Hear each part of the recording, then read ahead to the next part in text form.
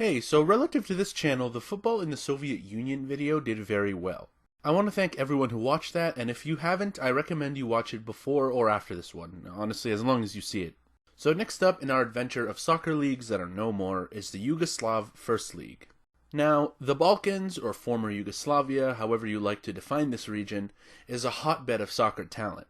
A recent Ballon d'Or winner, a World Cup finalist, and many very good players across the world. Evidently, this region loves soccer. Their clubs don't do so hot these days in European competition, but there was a time when these clubs were feared as some of the best opposition around.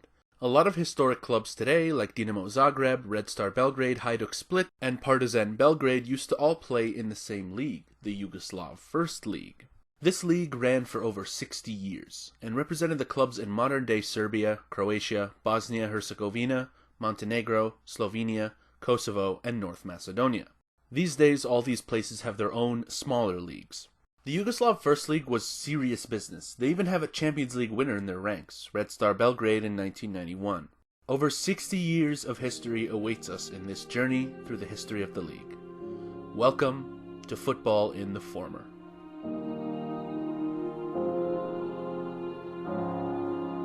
The Yugoslav First League technically got started in 1923 with a single round-robin tournament to determine the champion.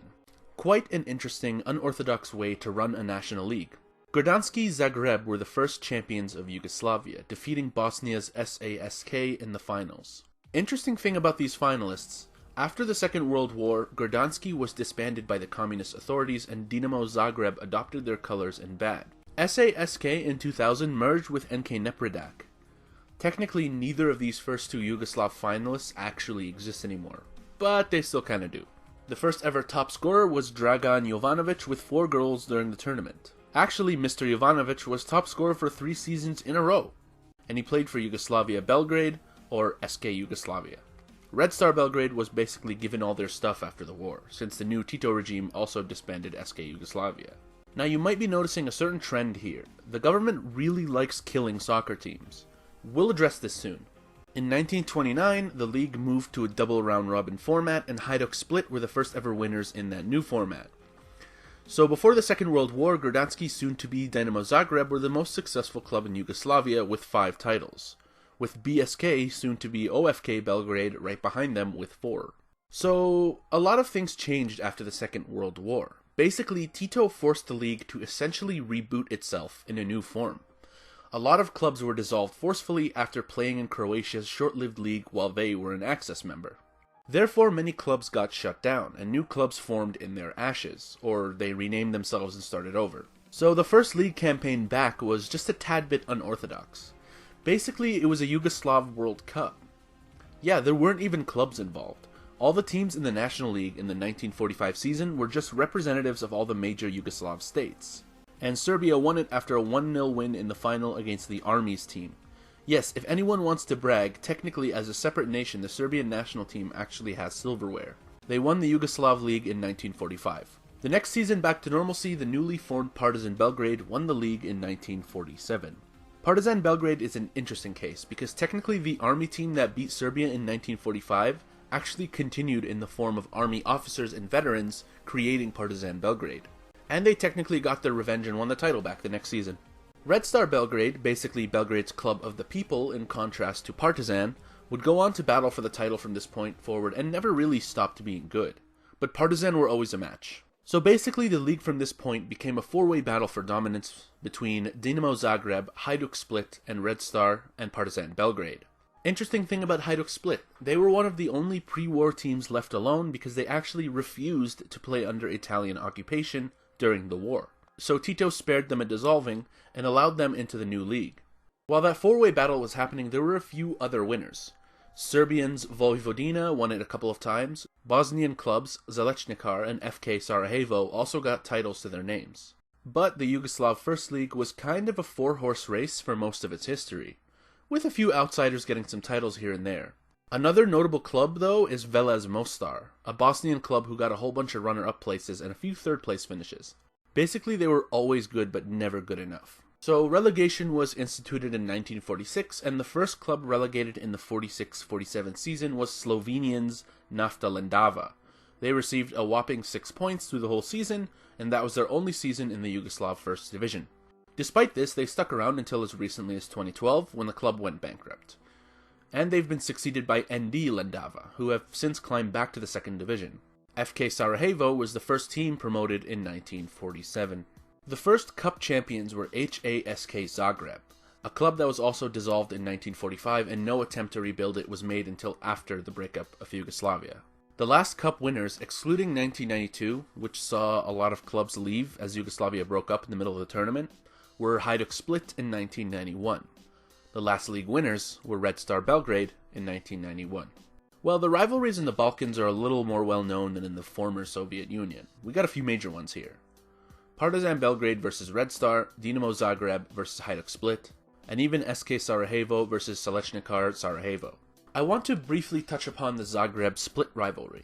Hajduk Split has been running with a particular anti-fascist grain since it rejected playing in Mussolini's league in the 1940s. It's seen as the club of the people, but Zagreb, in contrast, does not have an authoritative character, like in the rivalry between Red Star and Partizan. Zagreb's predecessor club, Gdanski, was created as a club representing Croatia's identity, so there may have been a nationalist ethos in the creation of the club, but at the same time, Hajduk's refusal to play in Italy is also nationalist in its own way, so pointing fingers at Zagreb is not something I'm going to do here. I think this rivalry just grew out of being Croatia's two most successful teams, both before and after independence, although Zagreb has taken a commanding lead in the rivalry since independence. So it's a very interesting rivalry, and there are no clearly defined lines like a lot of other historical rivalries. SK Sarajevo and Selečnikar is another interesting case. While the lines are a lot more blurred today, at least according to Wikipedia from what I could find, SK Sarajevo was a club backed by many ethnic Bosniaks, while Selečnikar was a lot more multicultural. In a Copa 90 video on the derby, most fans interviewed claim that the communities of both clubs came together during the Yugoslav War, and that many families are split between support of both clubs. So I don't know how much of this old ethnic ethos still survives. Now, all these rivalries continue to this day, but as far as I can find for cross-modern border matches, any matches between Hajduk, Dynamo, Partizan, and Red Star were definitely huge, as those teams were part of the Big Four of the league. Think of more modern history when the Premier League's Big Four would face off. Arsenal, Man United, Chelsea, and Liverpool. Any matches between those four in the late 2000s and early 2010s were always exciting. Basically, the Yugoslav League seemed like it was like that the whole time, and even better since all four teams remained competitive.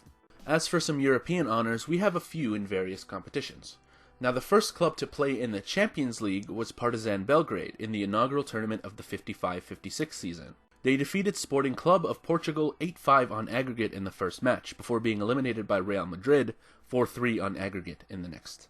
The first Yugoslav teams to play in the Europa League were Dinamo Zagreb, OFK Belgrade, and Selečnikar. Zagreb eliminated Bulgarian side Botev Vratsa 8-2 on aggregate.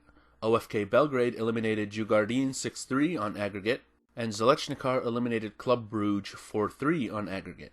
Dinamo Zagreb was technically the first Yugoslav team to win a title in Europe, winning the Intercity Fairs Cup in 1967. Yugoslavia has a few winners of the Intertoto Cup. The Intertoto Cup was somewhat like a friendly competition of clubs that didn't qualify for main European competitions. So Vojvodina has one, NK Čelik has one, Sloboda Tuzla has one, and Budućnost has one. The big kahuna here, though, is Red Star Belgrade's 1991 Champions League victory. They eliminated Switzerland's Grasshopper, Scotland's Rangers, Germany's Dynamo Dresden, and the mighty Bayern Munich on their way to the finals. In the finals, they defeated Marseille on penalties in Bari, Italy. Now, another thing I want to look at is how teams have benefited or not benefited from the breakup of the Yugoslav First League. Let's take it nation by nation. The first, starting from the most northerly point, is the best team in Slovenia, NK Maribor, with a whopping 15 titles in the Slovenian league since independence. For all the success in the modern Slovenian era, NK Maribor was founded in 1960 and never once won a top-flight title in unified Yugoslavia. In Croatia, that one is pretty obvious. Dinamo Zagreb have won nearly every iteration of the modern Croatian league, and in unified Yugoslavia, they won 9 titles. In Bosnia-Herzegovina, Selečnikar, who won a few Yugoslav titles, and Zrinjski Mostar are tied at the top. Zrinjski is from a medium-sized city called Mostar in the Herzegovinian half of Bosnia-Herzegovina. They won literally nothing in the Yugoslav days, but the club burst onto the scenes in the modern Bosnia-Herzegovina league and is tied with traditional powerhouse of the nation, Selečnikar, for titles. However, in the defense of Dzerzhinsky, the club was banned from 1945 to 1992, thanks to you-know-who. So they didn't get many chances to win anything, In Serbia, while the Yugoslav League was Red Star Belgrade's playground, in modern Serbia, not so much. Partizan Belgrade actually has more titles in the modern era, with 8. Down in Montenegro, Sudjetska reigned supreme with 4 titles. Keep in mind this league only started in 2006, so Sudjetska's success is pretty impressive. Especially since their first title actually took a while, as they won the first one only in 2013. They only debuted in the Yugoslav First League in 1964, and they didn't win anything during the Yugoslav days. In Kosovo, FC Pristina is on top with 10 titles. They debuted in the Yugoslav First League in 1983, and also didn't win anything during those times. Finally, in Macedonia, Vardar are the kings, with 10 titles. They never won a Yugoslav League title, but they did win a cup in 1961, defeating Partizan Belgrade on the way to the final, in which they defeated Croatians Varteks in the final 2-1 in Belgrade. Well, that's about as much information as I got for you guys. That's my video, so thank you everyone for watching. I really hope you enjoyed it. If anyone's watching this, please let me know in the comments what other leagues you might want to see. Like, what former leagues are you interested in hearing about, and I'll try my best to find some information. This one was a little more just straight up informational than the other one, because I couldn't really find anyone that could help me with discovering fan culture from the Yugoslav days. So if anyone has something cool about that and is watching this, please let me know. Anyway, hope you enjoyed the video, and take care.